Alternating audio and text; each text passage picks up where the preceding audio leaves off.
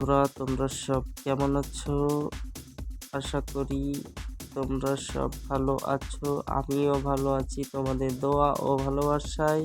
তো আমরা মোবাইল দিয়ে ইউটিউব থাম্বনেল বানানোর জন্য যে অ্যাপসটির আমাদের প্রয়োজন হবে সেই অ্যাপসটির নাম হলো পিক্সার ল্যাব। এই যে বন্ধু তোমরা দেখো, তাহলে যাওয়া যাক পিক্সার ল্যাবের মধ্যে। তো বন্ধুরা, আমরা চলে এসেছি পিক্সাল ডট মেনু রয়েছে, এখানে এসে ইমেজ সাইজে ক্লিক করবে। ইমেজ সাইজে ক্লিক করার পর এখানে থাম্বনেল বলে একটা লেখা আছে, সেই ইউটিউব থাম্বনেলে তোমাকে ক্লিক করতে হবে। এই যে ব্রাশের মতো যে অপশানটি তুমি দেখতে পাচ্ছ, এই অপশানটিতে তোমাকে ক্লিক করতে হবে। এই অপশানটিতে তোমাকে অন করে দিয়ে তারপরে একটা কালারটি সেট করা হয়ে গেলে এখানে স্ক্রিনে তুমি এটাকে এইভাবে করে দেখো তোমার এটা তৈরি হয়ে গেল। তারপরে এড করে দেওয়ার পরে এটাকে তুমি এখানে ক্লিক করে লক করে দেবে, যাতে আরও কাজ আমরা করতে পারি, এটা যাতে হিলে না যায়। যে প্লাস আইকনটি আছে, এই প্লাস আইকনটি করে ক্লিক করে এই যে এখানে লেখা নিয়ে নেব। টেক্সট নেওয়ার পরে আমরা এই ক্ষেত করে আমরা এখানে একটি লিখব, হাতে থাকা মোবাইল ফোন, এইটুকু লিখবো। এইটুকু লেখার পরে আমরা এখানে চলে আসবো। আসার পরে আমরা এটাকে এইভাবে বড় ছোট করে নেব। নেওয়ার পরে এটাকে আমরা এখানে সঠিকভাবে লাগিয়ে দেবো। লাগিয়ে দেওয়ার পরে কালার অপশানে চলে যাবো। কালার অপশানে গিয়ে আমরা এটা কালার নিয়ে নেব।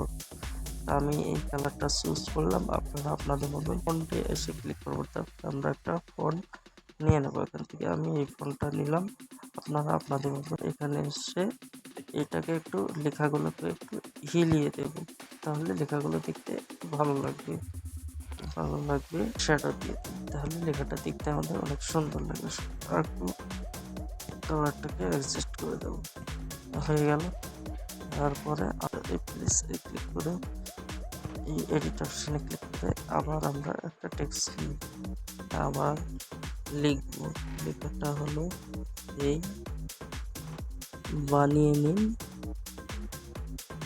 এইটুকু লিখে আমরা আবার রাইট অপশানে ক্লিক করে এখান থেকে বেরিয়ে যাবো। তারপরে কালার দিয়ে দেবো। কালার আমি এখানে দেখি এটা আমাকে ভালো লাগছে, আমি এই কালারটা রাখলাম। আপনারা আপনাদের মতো তারপর ফন্টে যাই।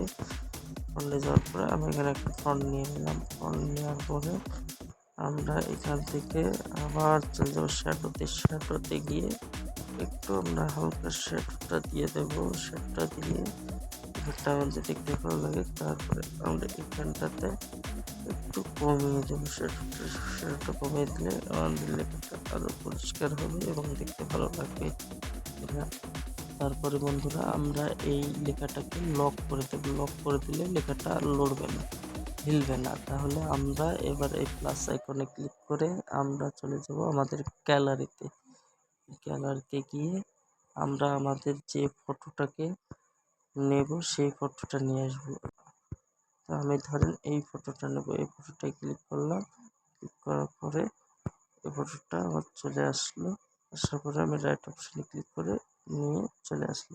তারপর ফটোটাকে একটু হালকা মতো বাড়িয়ে দিলাম। বাড়িয়ে দেওয়ার পরে আমি এবার চলে যাব এই অপশানটি। ব্ল্যাক কালার দিলে দেখতে অনেকটা ভালো লাগে, পিছনে হালকা ছায়া ছায়া ভাব হবে, দেখতে অনেক সুন্দর লাগে। তারপরে আমরা এখানে এসে এই অপশানটিকে অন করে দেবো। অন করে দেওয়ার পরে এটাকে ছবিটা অরিজিনাল লাগবে। তারপরে আমরা আমাদের ছবিটাকে লক করে দেব, যাতে ছবিটা হিলে না যায়। তারপরে আমরা আবার চলে যাব গ্যালারির মধ্যে। গ্যালারির মধ্যে গিয়ে আমরা সেই লোগোগুলো নিয়ে আসবো।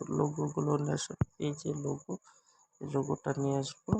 লোগোটাতে ক্লিক করে আমরা এখানে লোগোটাকে ছোট করে নেব। ছোট করে নেওয়ার পরে এখানটাতে বসিয়ে দেবো।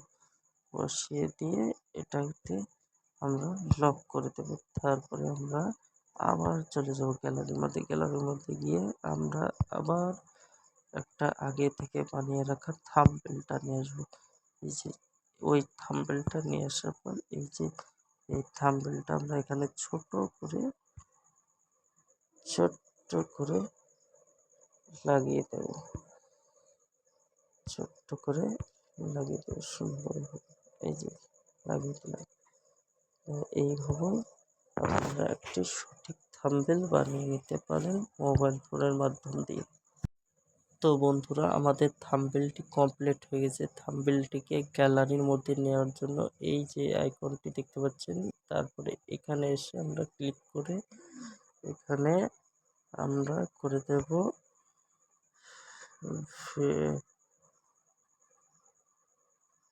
Very high quality. Very high quality করে দেওয়ার পরে এখানে আমরা সেভ অপশানে ক্লিক করে দেব।